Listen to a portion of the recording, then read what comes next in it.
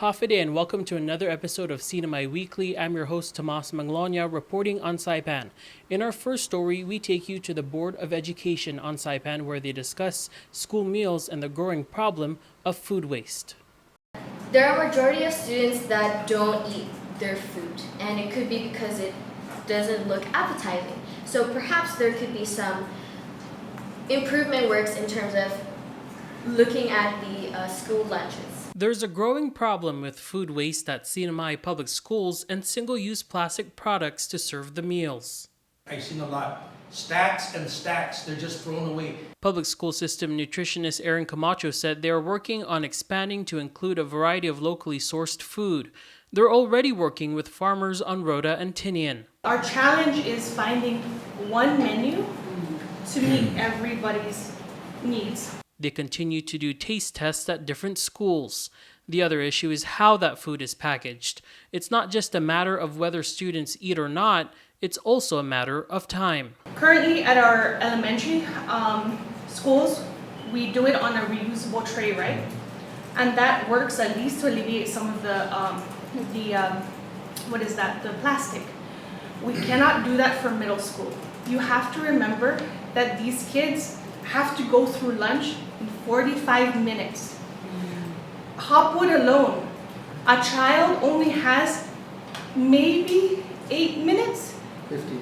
No, sit down time to eat, and then in the next couple of minutes they have to put their food away for the next grade to come in. They're incorporating the feedback for next year's menu. But we're trying to continually be innovative around that to make sure that we have healthy students and not healthy pigs and trash cans. And in our next story, we speak with one Saipan rancher who recently had 75 watermelons and 20 cows and equipment stolen in the past 2 years. Simon De Leon Guerrero with Kumoy Farms received a call last Thursday night from another rancher about his cows seen on the road near Obzan on Saipan. He and his family went to guide them back to the farm. We thought it was just a regular, cows escaping from the fence because it's a dry season. Not to the next morning, about 6 a.m. when I came to water the plants and give the cows water, when I noticed that our padlocks were tampered with and our gates to come in were open.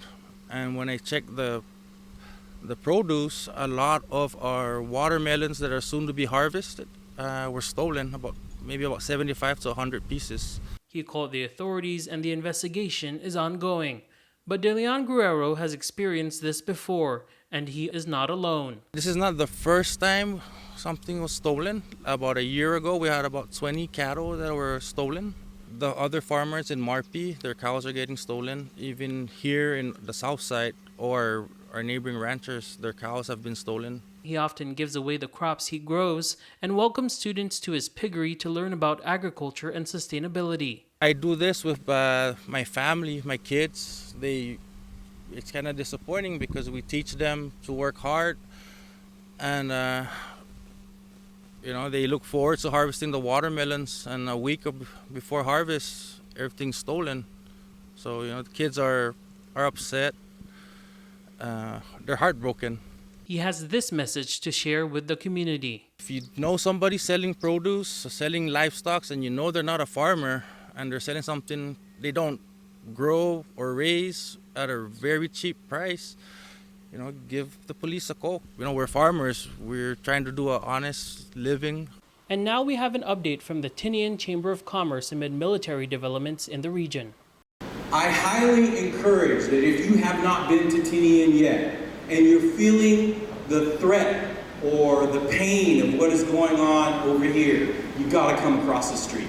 Tinian Chamber of Commerce President Philip Mendiola Long encouraging Saipan, Rota, and Guam business owners to invest in Tinian before larger off-island companies take over amid the military buildup. I don't want to wake up on Tinian and not know anybody anymore. He's also the owner of Sherman Consulting and Tinian Services, providing services to the military industry. He shared what the CNMI can expect from the buildup at the Saipan Chamber of Commerce Economic Forum this week. So what's going on Tinian that we know for sure? 2.6 billion is what we know what's going on Tinian for sure. You have up to 3 military installations that require annual federal contracting for construction, maintenance, sustainment purchases. Millions have already been awarded for the Divert Airfield, harbor improvements, and Northfield resurfacing.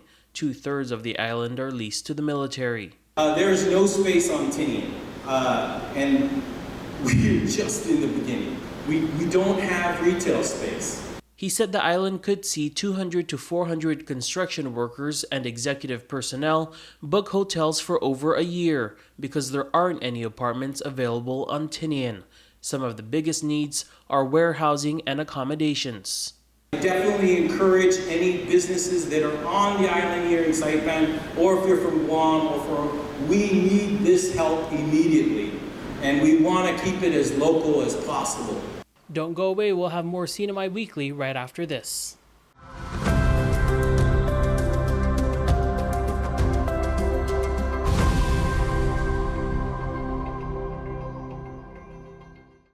Welcome back to another episode of CNMI Weekly. In our next story, we speak with the Rota mayor, who shares the latest updates with tourism and the economy.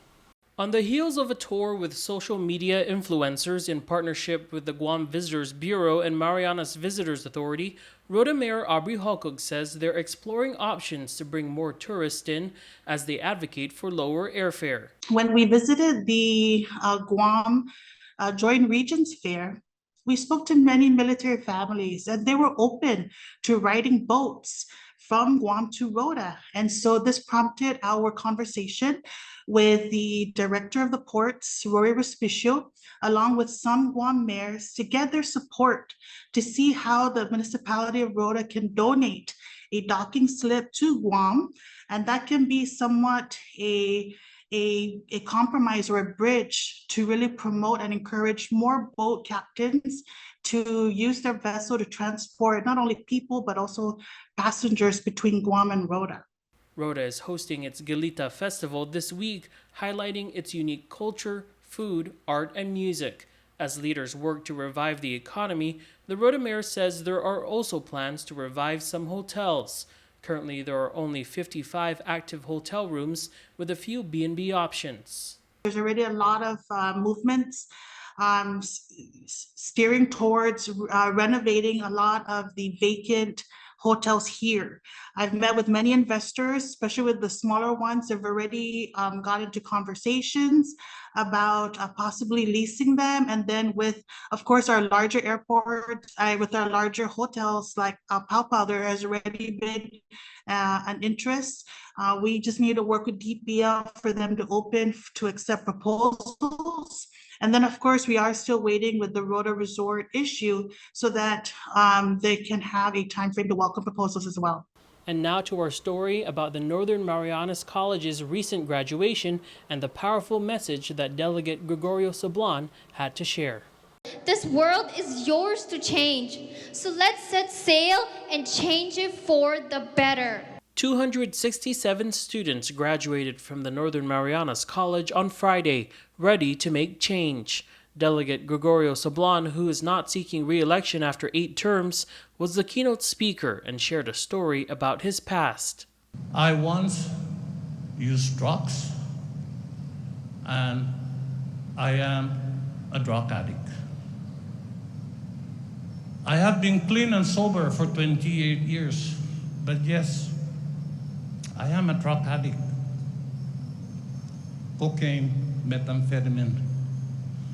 I came from a good family. I don't know why, but my family loved me enough to help me through my darkest days.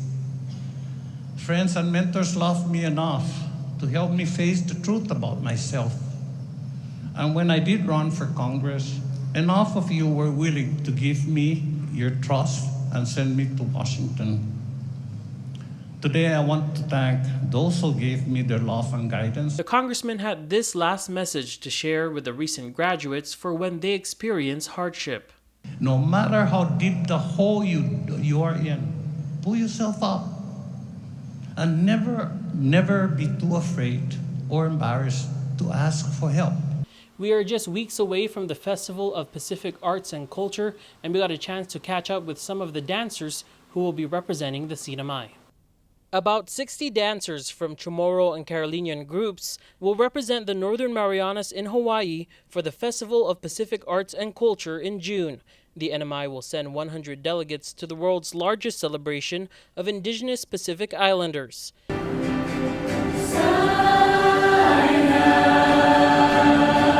KUAM met with 2 dance groups preparing for the big stage. One cultural dance group, Inapu, originally from Tinian, will be represented by 9 dancers and 1 vocalist. This is a great honor. As a dancer, I guess you could say there's different levels of things to accomplish in life. And as a dancer, I think being able to represent the CNMI as an ambassador, it really is a great honor to participate in this prestigious cultural event. This is my first time representing our culture somewhere else off island, and yeah, I'm excited for the experience and to meet people from other cultures. They'll also be accompanied by designers, weavers, and supporters. Simiza and Marianas will also be on stage. 9 of their dancers will be heading to Hawaii. We get to collab with other Pacific culture, mingle, and we also kind of exchange arts, and it was really exciting to see the similarities, and also not only through the handicraft arts, right, even through dance. I've never been to Festback before. Also, being able to represent my heritage as Chamorro and Carolinian and being part of the Marianas delegation, that's big. There are so many other bigger conversations about our island nations, and this is a huge opportunity for us to bond and to get to know each other and to exchange our ideas. Thank you so much for joining us on another episode of CNMI Weekly. We'll see you right here, same time, same place next week.